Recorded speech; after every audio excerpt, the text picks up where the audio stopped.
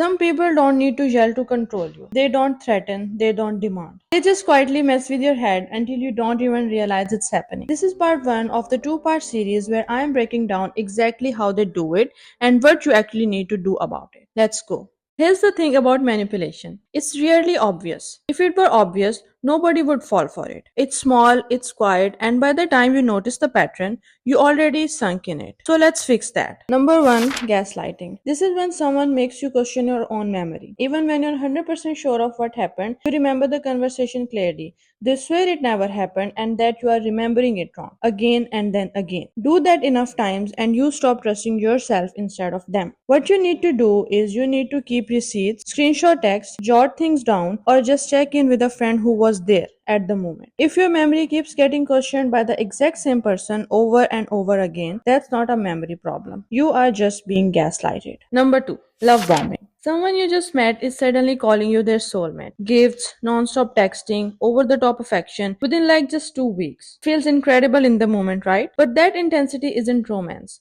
It's a shortcut. It gets your guard down way faster than it normally would. So, what you need to do is slow it down on purpose, even when it feels amazing. Real connection survives a normal pace. If someone gets annoyed that you won't move faster, that tells you everything about that person. Number 3, foot in the door. It starts small, always does. Can you just cover my shift this once? Sure, no big deal. Next week, it's every Friday. Then it's your day off too. Then somehow you are the only one always covering for them. Like that was the actual deal. By the time it feels like too much. You have already said yes so many times, saying no feels like the weird move now. So, what you have to do is every time it happens again, treat it as a brand new request, not a continuation of the last yes. Once doesn't get to quietly turn into always just because you didn't say anything the second time. Number 4, Darvo. Deny, attack, reverse victim, and offender. You bring up something that hurt you. Instead of owning it, they deny it happened. Attack you for even saying it, and somehow they are the one crying about how attacked they feel. You walk away comforting the person who just hurt you. Wild, right? You need to remember, don't get pulled into defending yourself. Just say, we are not talking about my reaction until we talk about what you did. Number 5, reciprocity guilt. They do you a small favor you didn't even ask for. Then months later, after everything I have done for you,